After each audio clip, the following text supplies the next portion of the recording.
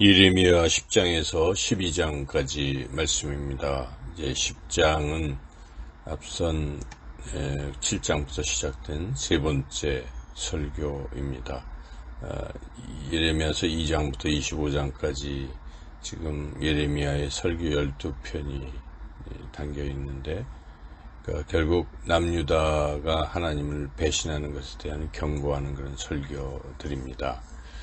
다시 한번 돌이켜보면 첫 번째 설교 2장에서 3장 5절까지의 이 첫 번째 설교의 주제는 남유다가 하나님에 대해서 고의적으로 배도하는 것, 이것을 고발하고 경고하는 그런 설교를 할 수 있겠습니다.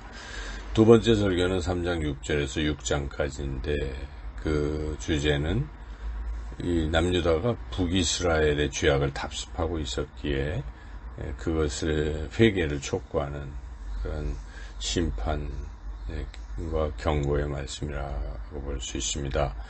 그리고 세 번째 설교 7장에서 오늘 말씀의 10장까지의 그 세 번째 설교의 주제는 유다가 형식적이고 위선적인 신앙을 하고 있다는 것에 대한 고발과 경고의 말씀입니다.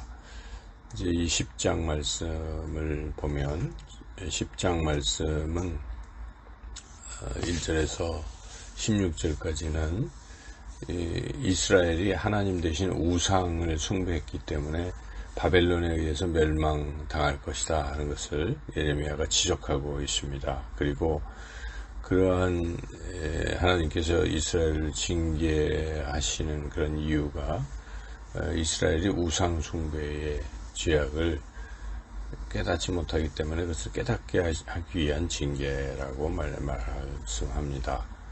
그리고 이제 17절에서 마지막 25절까지는 이스라엘이 멸망될 것을 예레미야가 애도하면서도 그 원인이 무엇인지를 지적하고 있는데, 그 원인은 지도자들이 하나님을 찾지 않았기 때문이다. 지도자들이 하나님을 찾지 않기에 양떼들이 흩어졌다고 예레미야는 지적하고 있습니다. 그리고 하나님께 징계를 완화시켜달라고 기도하고 또 하나님 이스라엘을 멸망시킨 이방 나라를 심판해 주실 것을 기도하지요. 특별히 우리가 이 10장에서 깊이 생각해야 될 것은 지도자들이 하나님을 찾지 않고 섬기지 아니하면 나라가 망한다는 것이죠. 국가의 지도자들이 하나님을 믿는 사람이 되어야 하겠습니다. 하나님을 경외하는 사람이 되어야 하겠습니다. 그래서 우리가 늘 기도해야 되는 것이죠. 지도자가 하나님을 경외할 수 있도록 기도해야 합니다. 또한 교회 공동체도 어려움을 겪게 되는데, 그것은 성도들이 하나님을 잘 섬기지 않기 때문일 것이고, 또한 그 하나님께서 교회 공동체의 리더들을 세우시는데 그 리더들이 진심으로 하나님을 찾지 않기 때문이라는 것이죠. 하나님을 찾지 않고 기도의 자리를 피하고 그래서야 어떻게 교회가 부흥되겠습니까? 오늘 말씀 가운데 특별히 우리가 10장 21절 말씀에 주목해야 합니다.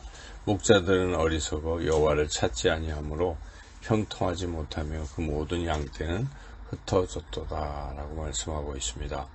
이제 예레미야서 11장부터 12장까지는 네 번째 설교입니다. 그 주제는 하나님의 약속, 언약을 유다가 파기했다. 그러므로 하나님의 심판을 받게 될 것이다 하는 말씀이고, 그래서 그 언약, 하나님의 언약을 지키면 축복을 받지만 지키지 못하면 저주가 주어질 것이다 하는 것을 말씀하고 있습니다. 신명기에 나오는 말씀과 신명기 28장의 그 말씀과 같은 그런 맥락에 있다고 볼 수 있습니다. 구체적으로 보면 이제 그 1절에서 5절은 예레미야가 하나님 명령에 순종하면 복을 받을 것이다 하는 그 약속을 다시 한번 상기하고 그 하나님 말씀에 대해서 아멘으로 응답합니다. 그리고 남유다에게 언약을 지켜라. 그 하나님의 말씀을 이제 전하는 거죠.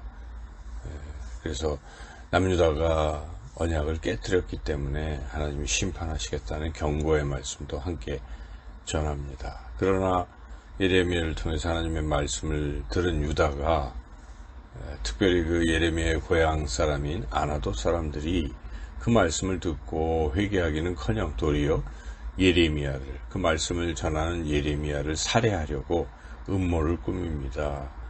이런 사실을 예레미야가 모르고 있었는데 하나님께서 계시로 예레미야에게 그것을 알려주십니다. 그러자 예레미야가 하나님께서 공의롭이 판단하시고 자신이 겪고 있는 이 원통함을 풀어달라고 기도합니다. 하나님께서 그들을 남김없이 제거하시겠다고 응답하십니다.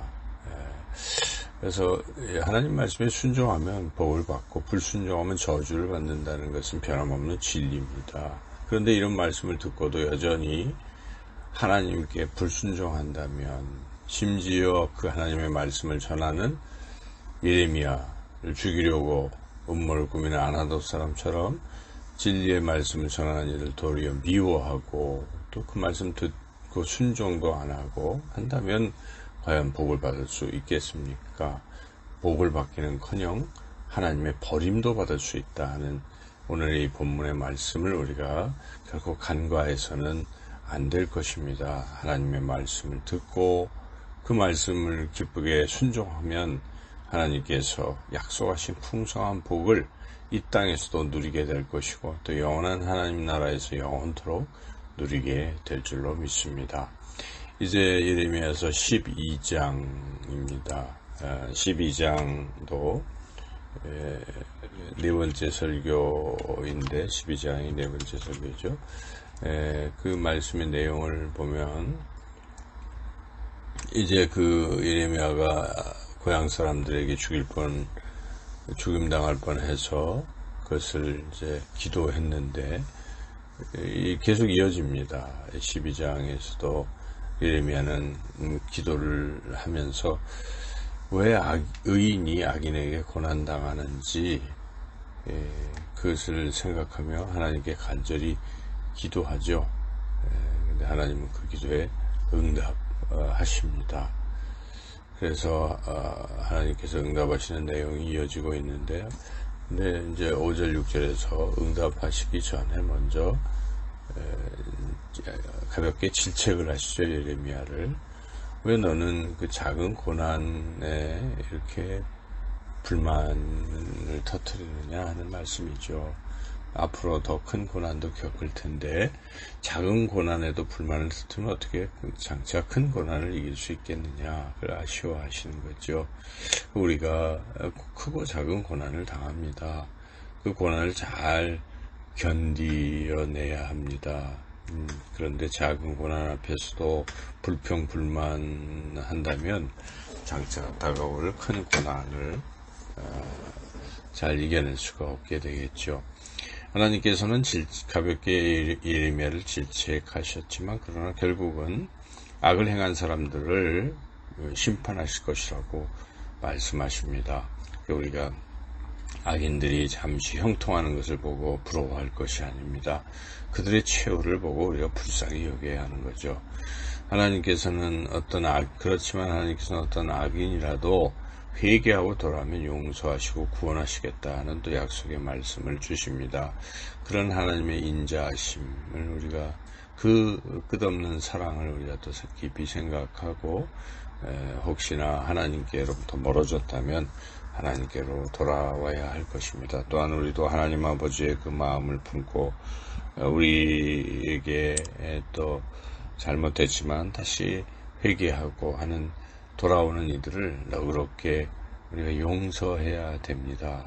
우리 예수님 말씀하십니다. 원수도 용서하라 이렇게 말씀하십니다. 용서해야 합니다. 그리고 원수가 잘못해서 돌이켜서 회개할 수 있도록 또한 기도해야 합니다. 오늘도 하나님께서 주신 이 말씀 붙들고 말씀으로 승리하시는 저와 여러분 모두가 되시기를 주님의 이름으로 축원합니다.